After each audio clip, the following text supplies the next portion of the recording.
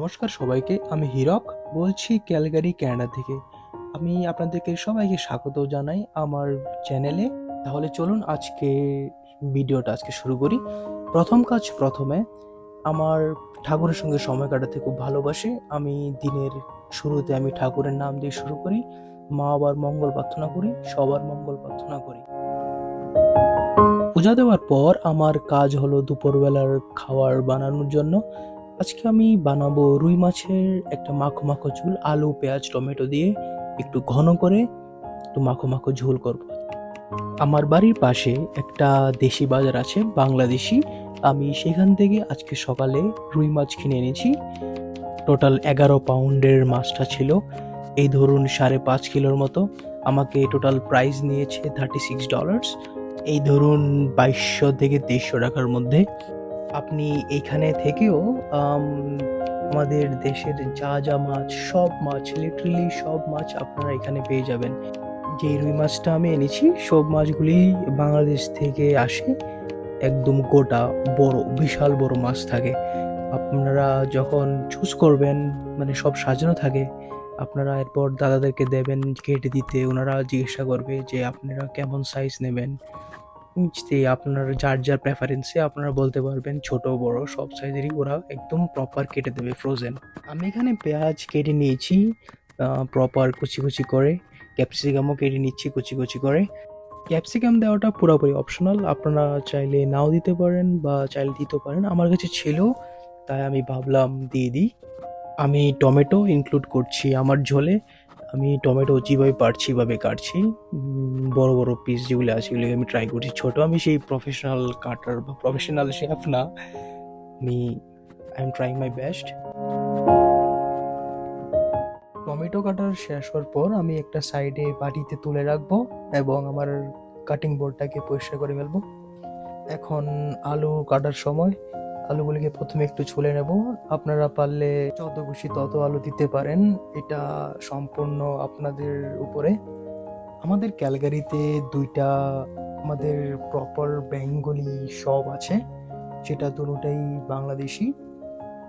একটা স্বদেশি বাজার আর একটা বাংলা বাজার সুপার মার্কেট। আমি যখন নেক্সট যাব বাজারে, আমি অবশ্যই ভিডিও বানাবো, শ্যুট করব ওদের থেকে পারমিশন নিয়ে। এবারে আমি করিনি, কিন্তু আগামীবার আমি অবশ্যই করা ট্রাই করব।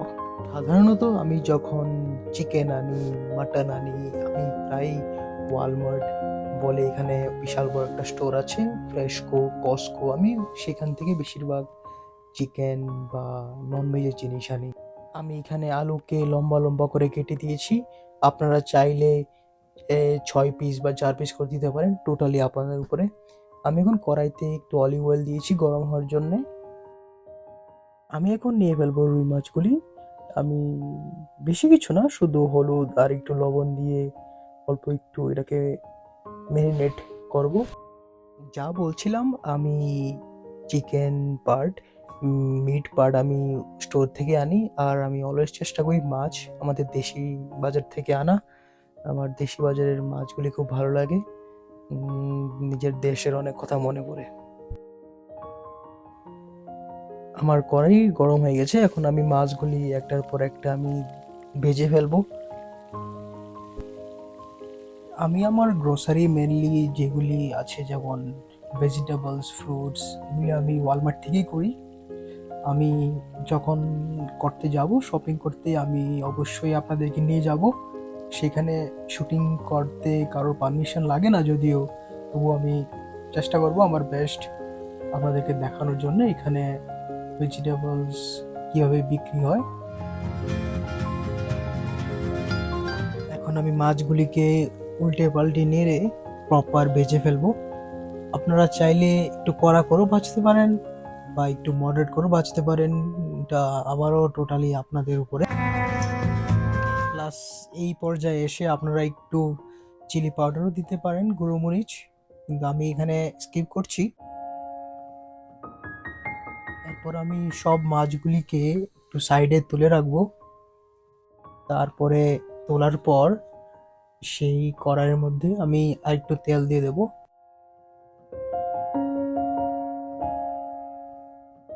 তেল দেওয়ার পর একটু গরম হওয়ার জন্য 30 সেকেন্ডস 40 সেকেন্ডস ওয়েট করব। এরপরে আমি দিয়ে দেবো একটু জিরা আর একটু গোটা ধনিয়া, সঙ্গে 1-2 কালো মরিচ। এরপরে আমি আমার কেটে রাখা পেঁয়াজ এবং ক্যাপসিকামগুলি কড়াইয়ের মধ্যে দিয়ে একটু ফটাফট একটু স্প্যাচুলা দিয়ে একটু নেড়ে ফেলবো। এর মধ্যে 2 মিনিট লাড়ানোর পর আপনারা চাইলে একটু জল এড করতে পারেন, সামান্য একটু, কিন্তু আমি এখানে জল স্কিপ করছি। আর কিছুক্ষণ পর গোল্ডেন কালার হয়ে যাওয়ার পর আমি আমার আগে কেটে রাখা টমেটোগুলি আমি এর মধ্যে দিয়ে দেব।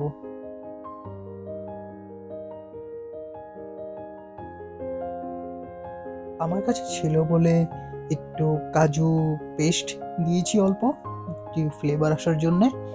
এরপর 1 মিনিট মিক্স করে আমি সেটার মধ্যে দিয়ে দেব একটু লঙ্কা গুঁড়ো, জিরে গুঁড়ো আর ধনিয়া গুঁড়ো আর সামান্য একটু হলুদ, প্লাস একটু স্পাইসি বানানোর জন্য একটু ফিশ কারি মশলা আর একটু সাউথ ইন্ডিয়ান কারি পাউডার দিয়েছি। আর ততক্ষণ অবধি আমার স্প্যাচুলাটা চালাবো যতক্ষণ অবধি না একটা স্মেলটা চলে যায়। আমি আলুগুলি কেটে আমি কুকারে দিয়ে 3টা সিটি মেরে রেখেছিলাম। এরপর আমি সেই পুরাটাই আমি আমার সতলানো বেসটাতে আমি ঢেলে দেব। আগেই বলেছিলাম একটু মাখো মাখো একটু ড্যান্স ঝোল করব, তাই আমার এইভাবেই ঝোল বানাতে বেশিরভাগ সময় ভালো লাগে। আপনারা যখন এইভাবে রান্না করবেন তখন সব সময় ট্রাই করবেন যে স্প্যাচুলাটা জোরে না চালানোর, তাতে হবে কি আলুগুলি ভেঙে যাওয়ার খুবই সম্ভাবনা থাকতে পারে।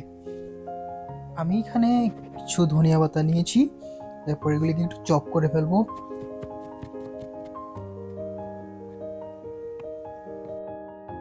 এরপরে আমি আমার সেই ঝোলটাতে আমার ভেজে রাখা মাছগুলি আমি দিয়ে দেবো একটার পর একটা। তারপর মাছগুলি দিয়ে আমি এটাকে আবারও একবার চালিয়ে ফেলবো। 20 সেকেন্ডের মতো চালিয়ে নেওয়ার পর আমি ঢাকনা দিয়ে ফেলবো। এরপরে 1 মিনিটের পরে আবার উঠিয়ে ফেলবো। উঠিয়ে একটু আমি ধনিয়া পাতা দিয়ে দিলাম যেগুলি কেটে রেখেছি।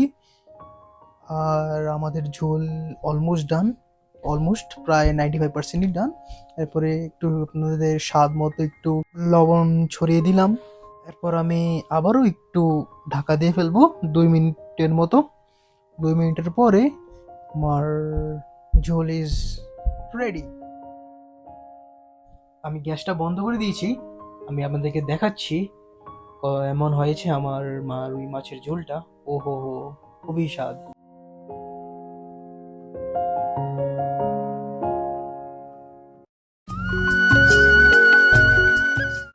আমি এখন আসছি আমার বাড়ির পাশ থেকে 10 মিনিট ড্রাইভে একটা পার্ক আছে, খুবই সুন্দর পার্ক।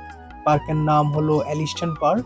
এখন ঘড়িতে প্রায় 6:30 বাজে সন্ধ্যা, কিন্তু আপনারা দেখতেই পাচ্ছেন সূর্যের এখনো আলো অনেক ঝলমল করছে।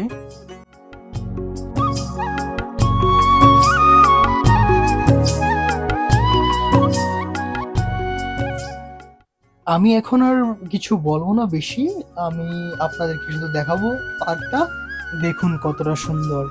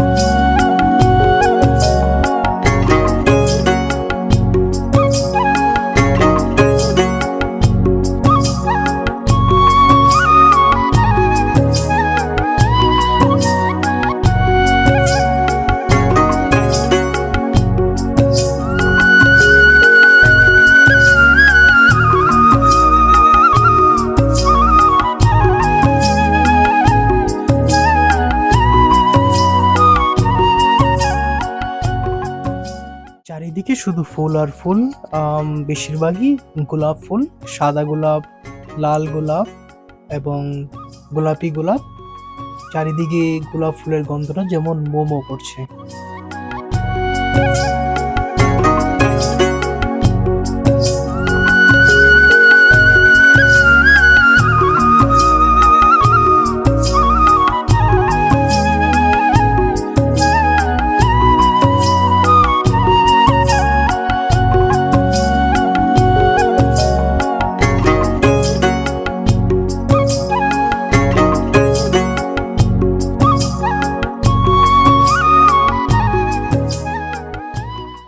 চলুন তাহলে এখন বাড়ির দিকে যাওয়া যাক। Around 10 to 12 minutes drive.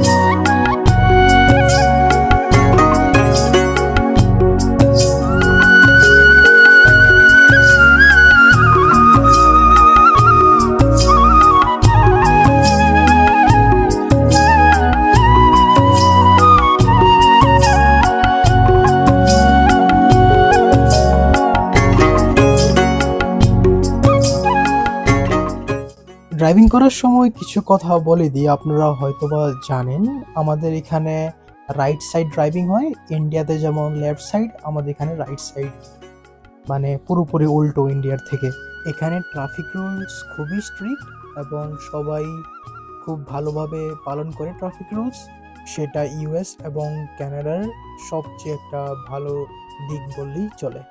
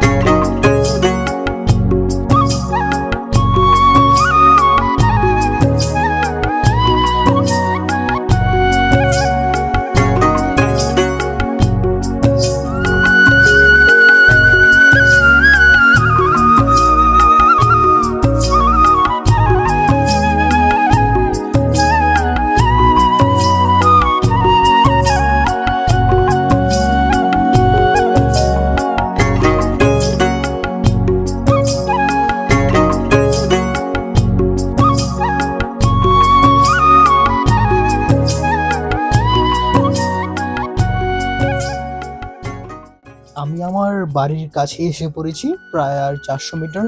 তাহলে চলুন বন্ধুরা, আজকের ভিডিওটা আমি এখানেই শেষ করছি। আবারও আরেকটা ভিডিওতে আপনাদের সবার সঙ্গে দেখা হবে।